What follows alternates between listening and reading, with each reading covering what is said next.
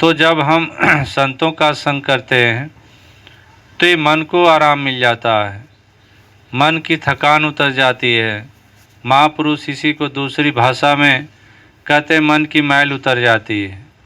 जैसे स्नान करने से शरीर की मैल उतरती है और शरीर को आराम मिलता है, इसी प्रकार से अगर हम इस सत्य का संग कर लेते हैं, अभी जो गीत विचार भजन हमारे सामने आ रहे थे वो कितने ही ये कीमती हैं, और अगर इनको हम अपने जीवन का आधार बना लेते हैं, जीवन में उतार लेते हैं, तो हमारे मन की थकान आसानी से उतर जाती है। एक जो भी सत्संग कभी किया उसके मन में कभी थकान नहीं आई, उसका मन हमेशा ऊंचा रहा, वो कभी नीचे की तरफ नहीं देखा, वो कभी घृणा नफरत बैर में नहीं पड़ा, हमेशा ऊंचा ही देखा।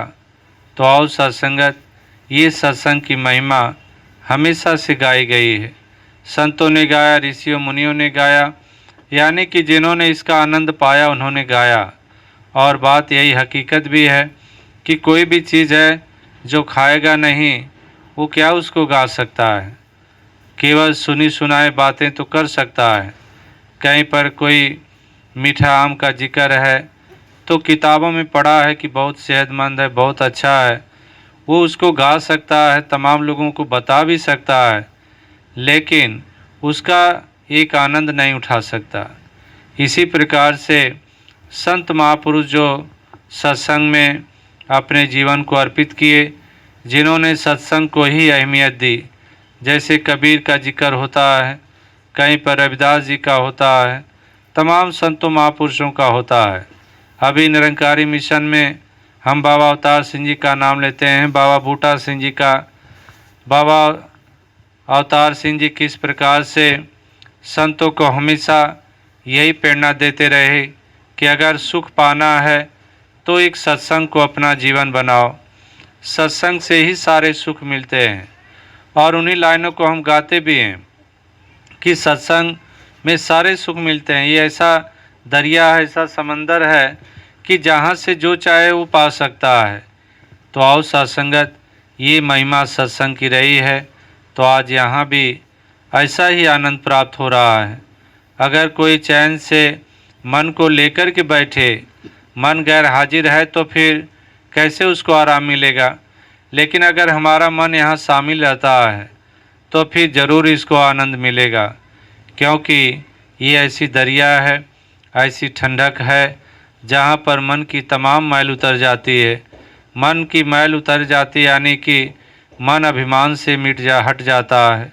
मन के ऊपर जो अहंकार है, मैं की भावना है, ये मिट जाती है। फिर महापुरुषों ने इसलिए कहा है कि जब मैं था तब हरि नहीं, कि जब तक अभिमान होता है तब हरि नहीं होता, यानी कि इसकी हमारे मन में एहसासियत नहीं होती है। करें कि अब हरि है मैं ना है। जब हम सत्य का संग कर लेते हैं तो फिर ये हरि उपस्थित हो जाता है, ये दातार उपस्थित रहता है, ये परमात्मा निराकार उपस्थित रहता है। फिर अहंकार नहीं होता। सारे दुख का कारण अभिमान ही है। अभिमान के अनेकों रूप हैं। ऐसा नहीं कि अभिमान केवल क्रोध में ही बोलता है, अभिमान केवल ठहाके ही लगाता है, नहीं। अभिमान के सारे रूप हैं जो हमें एक नर्वस करते हैं, जो हमें कमज़ोर करते हैं। रोना भी अभिमान का ही कारण है। कोई गरीबी के लिए रो रहा है, वो भी अभिमान है, वो दूसरा रूप है। इसके बहुत ही रूप होते हैं। ये कभी कभी नम्रता में भी बोलता है, लेकिन अभिमान सर बैठा होता है। कई दफ़ा दास भी देखा होगा, आप भी देखे होंगे कि किस प्रकार से लोग एक दास भावना का भी जिक्र करते हैं, लेकिन उसी में अभिमान छिपा होता है। दास तो कुछ भी नहीं है, ये बात ही बताने लगती है कि दास अब कुछ है। कभी भी मौका मिला तो दास तो कुछ नहीं है, आपकी चरणों की धूल है, लेकिन थोड़ा सा भी पल नहीं बीता है तो फिर कुछ अलग ही रुख होता है। तो और सत्संगत इसी तरह से एक दार्शनिक ओशो हैं, उनका भी जिक्र इसी तरह का रहा कि एक सज्जन उनके पास गए और वो कहने लगे, जब ये गए तो उन्होंने बड़े आदर से उनको बैठाया। तो कहने लगे कि अरे आप रजनीश जी, आचार्य जी, आप तो बहुत महान हैं, दास तो आपका सेवक है और आपके चरणों की धूल है। तो आगे से वो कहने लगे, बस इन्होंने इतना कहा कि ये आप ठीक कह रहे हैं, आप जो कह रहे हैं ठीक कह रहे हैं, आप तो देखने से ही चरणों की धूल लगते हैं। इतने में एकदम सुहाग बबूला हो गए। कह रहे हैं कि आचार्य जी आपको बिल्कुल होश नहीं, आप बेहोश हैं क्या? अरे मैं तो ये केवल एक ऐसे नम्रता में बोल रहा हूँ, लेकिन आप चरणों की धूल मान लिए। तो और सत्संगत कहने का भाव कि आदमी जुबान से कहता है, अंदर उसके अभिमान ही बसा होता है। बाबा गुरबचन सिंह जी एक दफ़ा कह रहे थे कि कई दफ़ा होता है कि महापुरुष या कोई गणमान्य सज्जन हमारे घर आता है तो हम उससे तो यही कहते हैं कि एक चींटी के घर नारायण आ गए। ये मुंह तो यही कहता है, जबान तो यही कहती है, लेकिन अंदर भाव होता है कि नारायण के घर चींटी आ गया। तो और सत्संगत, ये विपरीत भावनाएं ये हमेशा हमें थका देती हैं। और सत्संग में जैसे ही बैठ जाइए, अगर मन लेके कोई बैठ जाए तो कभी ऐसा नहीं हो सकता कि सत्संग में उसको आनंद ना मिले और उसके मन की मैल ना उतरे, उसका मन एक ठंडक को न प्राप्त करे।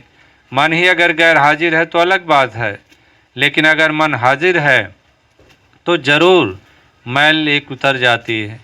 तो आओ सत्संगत, ये सत्संग का विरध है, हमेशा से ही रहा है। संतों के गीत आप सुनिए, ध्यान से सुनिए, तो फिर लगता है कि कितना कुछ चैन सुकून देने वाले गीत हैं, शब्द हैं।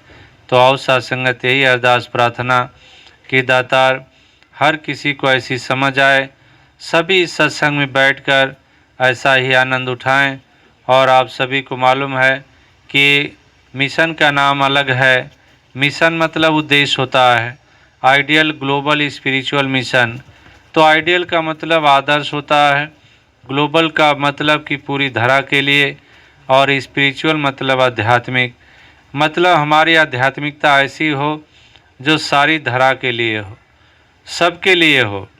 और दास अभी कल बात कर रहा था एक सज्जन से, तो बात केवल यही बात कहा कि ग्लोबल भी छोटा ही शब्द एक तरह से है। महापुरुष तो पूरे यूनिवर्स के भी आगे होते हैं।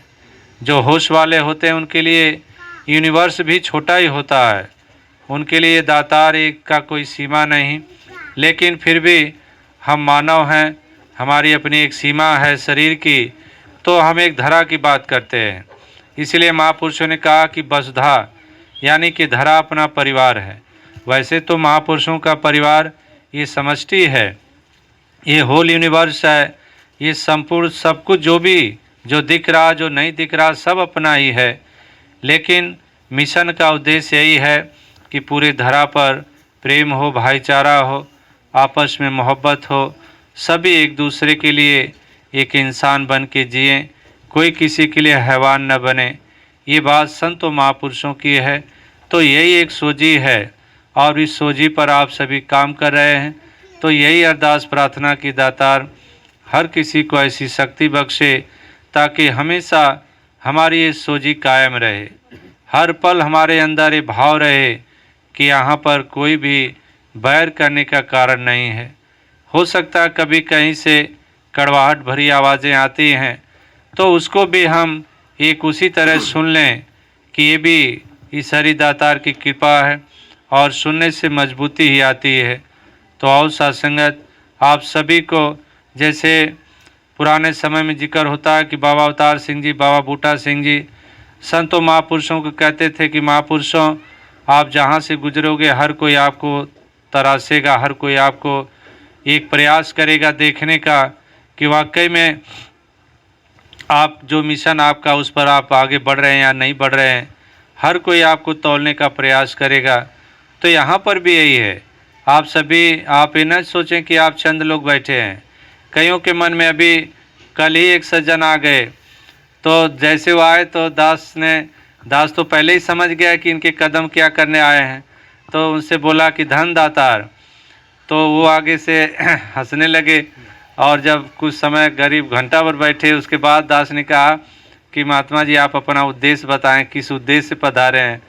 तो कहने लगे कि वो तो आपने पहले ही शब्द में बोल दिया था, पहले ही आपने कह दिया था। तो दास ने कहा कि नहीं, फिर भी आप खुल के बताइए। तो बोले कि पता ही चला कि आपने मिशन बनाया है।